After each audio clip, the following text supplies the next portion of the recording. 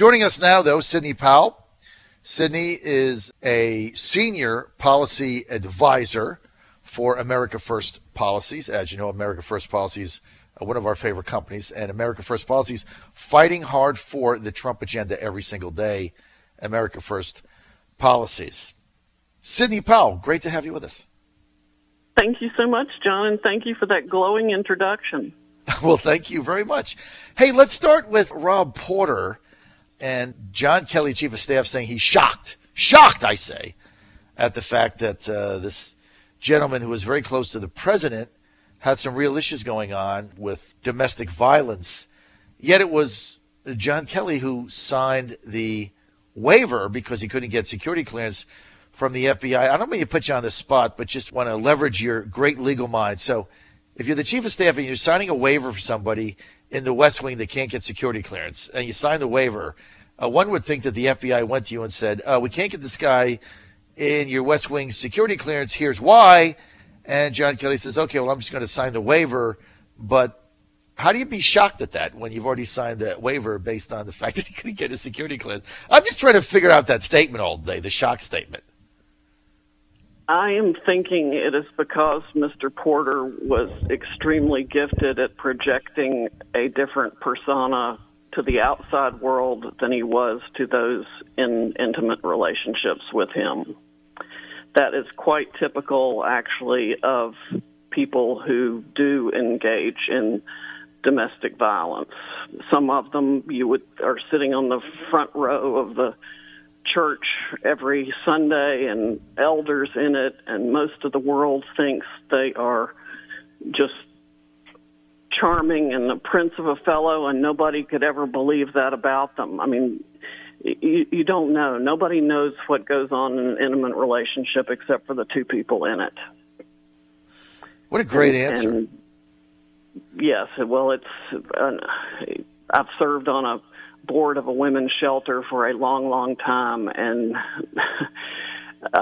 some of the men who even show up at the rallies standing up for women are some of the worst predators. You know, I think you're right. Just thinking about what you're saying, Sidney, in this conversation, I think you're right. I think that was probably the nature of John Kelly saying he was shocked. Maybe he saw the information that the FBI brought him, which would have been the protective order. But I guess his demeanor was such in the White House that it was just hard to believe. And so the chief of staff probably didn't put that much stock into it. But then when you see those photographs that were published on the Daily Mail out of the United Kingdom, it tells a little bit of a different story. I think he had to resign. I think when you look at those photographs and whatever went on in his marriages, I really don't see how you come back from that in that job. No, I wouldn't think so either, and I would encourage people on both sides to keep an open mind. It's going to have to be sorted out in a different context. Yeah. Well, now they're saying that John Kelly knew of these abuse claims for months and didn't do anything about it. Do you think this puts the chief of staff in any jeopardy at all? No, I don't think so. I think John Kelly is as solid a person as there comes. And like I said, these situations are extremely complicated and very difficult. I've even seen situations where trained psychologists interviewing somebody on a weekly basis did not discern what was really going on in the relationship they were talking about. Right, because some of that is private, right, and it's tough to do. So well, some of these people are so gifted at deceiving the rest of the world. Right, exactly. I think that's exactly it. Oh, by the way, we're with Sidney Powell. She's a senior advisor for America First Policies, and she's also the author of a book that you absolutely have to read. I'm not one to get people on and promo books all the time, but her book, License to Lie, if you're interested in the deep state, the Justice Department, what is going on in America, that is probably a must read. I mean, if I was teaching in any college, I would subscribe that as a textbook. It is that great of a piece of work. You can get it on Amazon. Just go to Sidney Powell Amazon. You can Google that, or License to Lie. Absolute must read.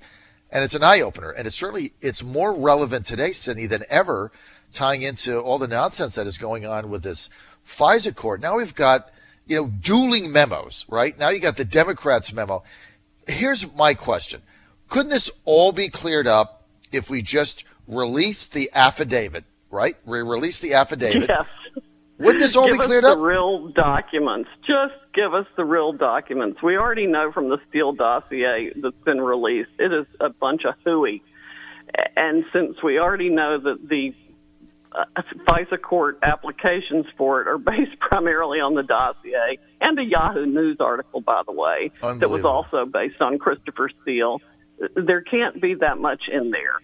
So, yes, just release it all and let everybody look at the original document and see how bad it was.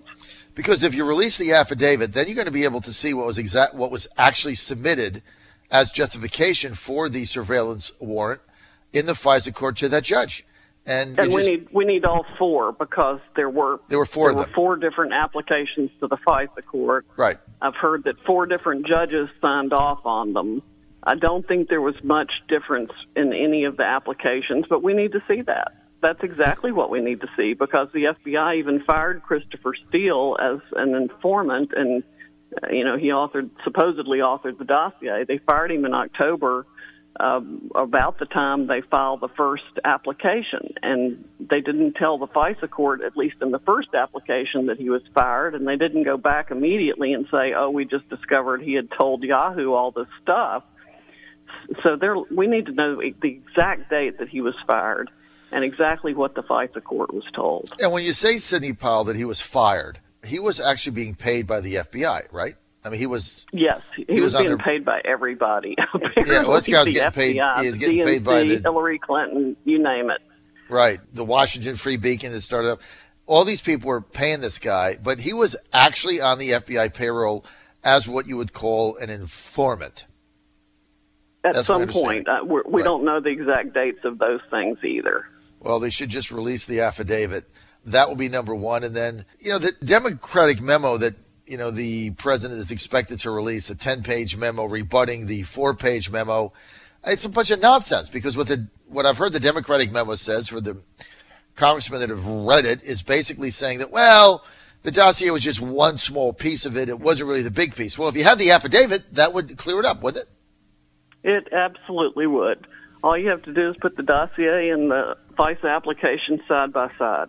That's all you have to do. All right, we're here with Sidney Powell, Senior Advisor for America First Policies and author of the great book, you have to buy it, Licensed to Lie. And by the way, this segment is brought to you by our good friends at American First Policies. When it comes to our own money, we, the American people, know best, not the government.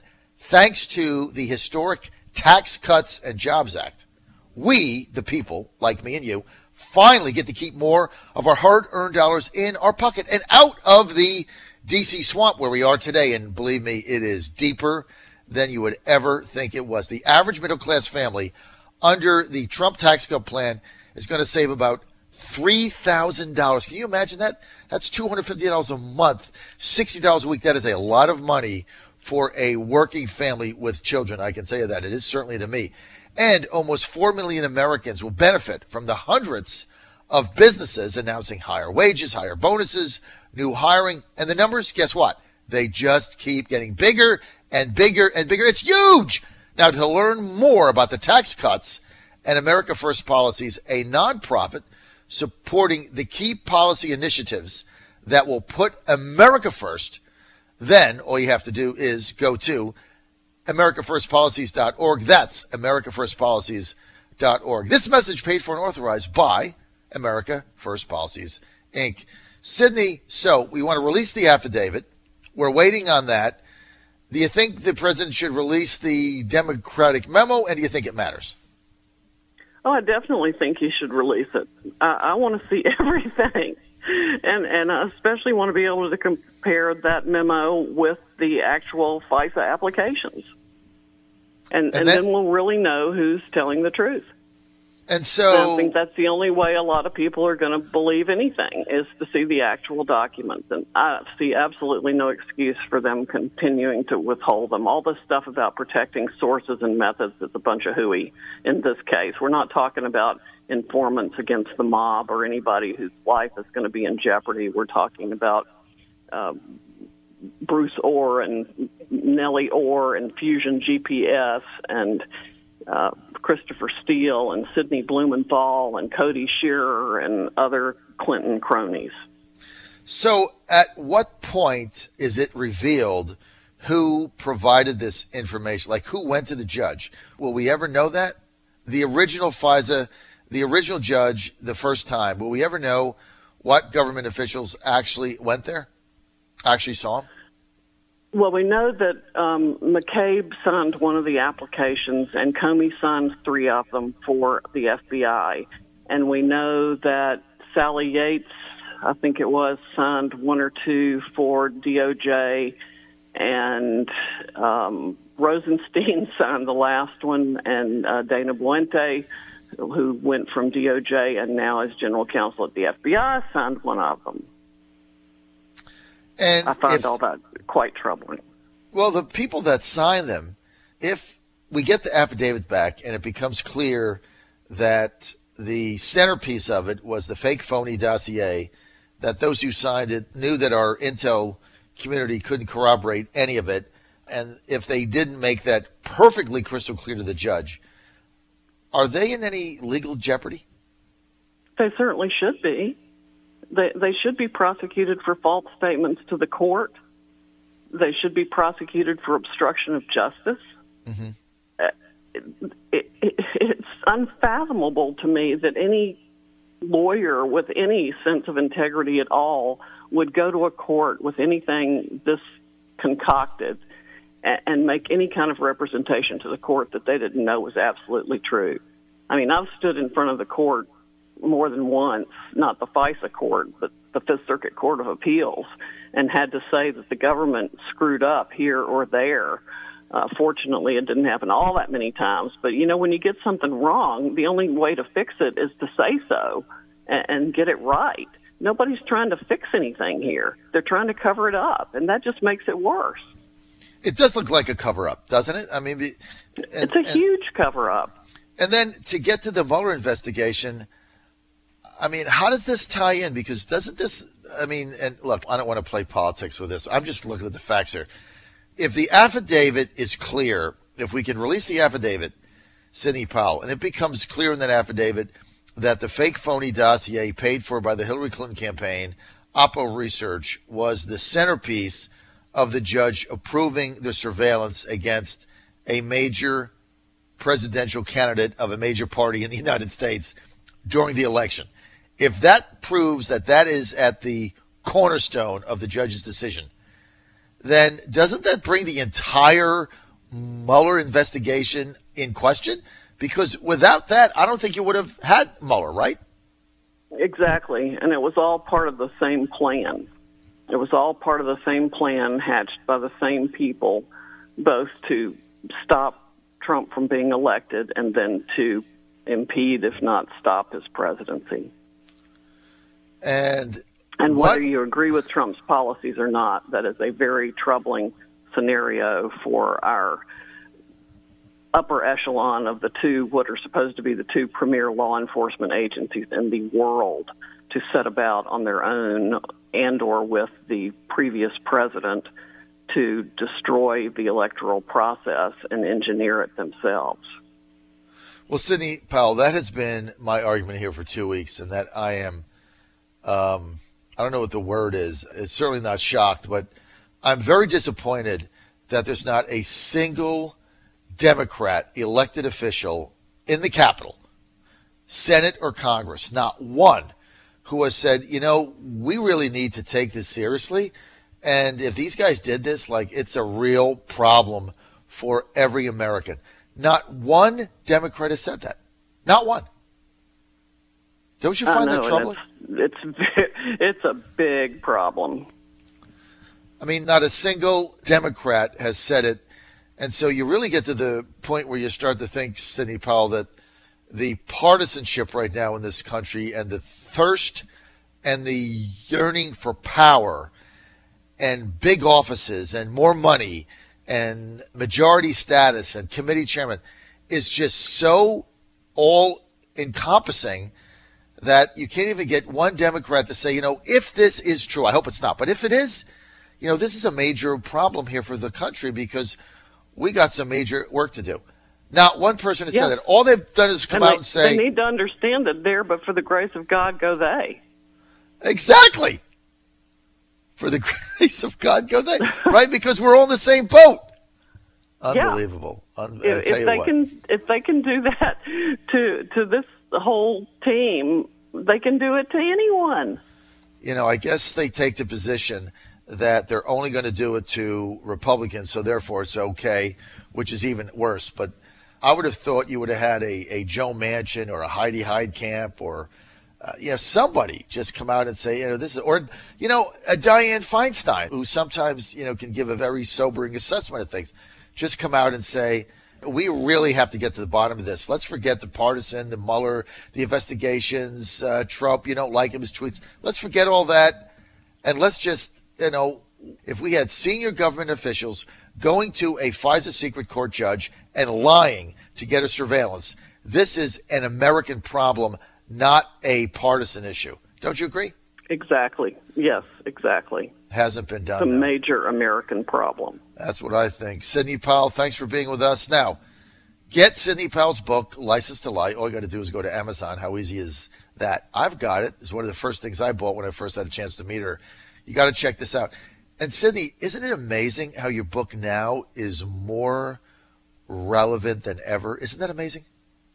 Yes, it is amazing. Of course, there was a major effort during the prior administration to keep anybody from finding out about it. I know, Articles were pulled from newspapers that were willing to write about it, and that's when I learned we didn't have a free press. I wrote the book to encourage criminal justice reform across the board, and it criticizes both the Bush and Obama administrations for what I saw and witnessed myself.